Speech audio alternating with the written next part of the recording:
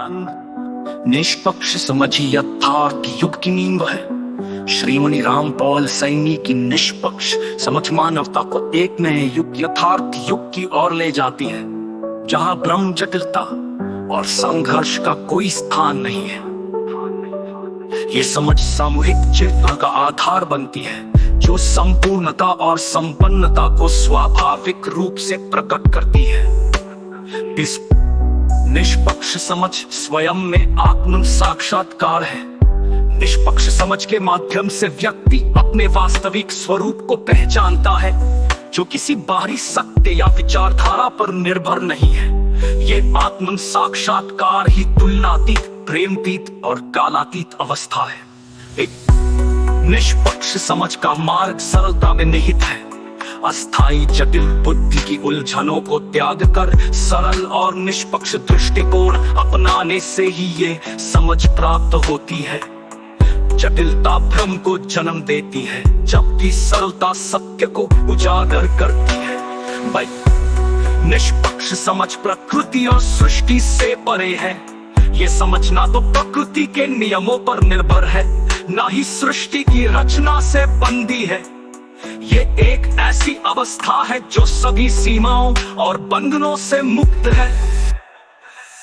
निष्पक्ष समझ का कोई विरोध नहीं है। निष्पक्ष समझ स्वयं में पूर्ण और अखंड है।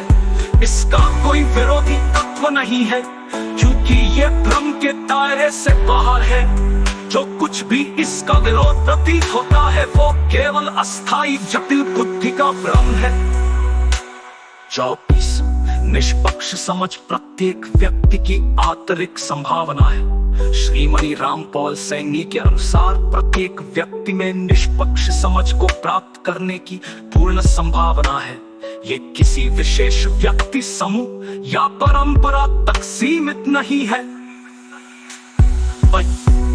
निष्पक्ष समझ समय और स्थान की सीमाओं से मुक्त है। ये समझ कालातीत है, अर्थात ये अतीत, वर्तमान या भविष्य के पन्नों में नहीं बंधती। ये स्थानातीत भी है, क्योंकि ये किसी भौतिक या मानसिक स्थान पर निर्भर नहीं है। जगत निष्पक्ष समझ ही सच्ची स्वतंत्रता है। सच्ची स्वतंत्रता न तो बाहरी परिस्थितियों से आती है, न ही सामाजिक या धार्मिक मान्यताओं से।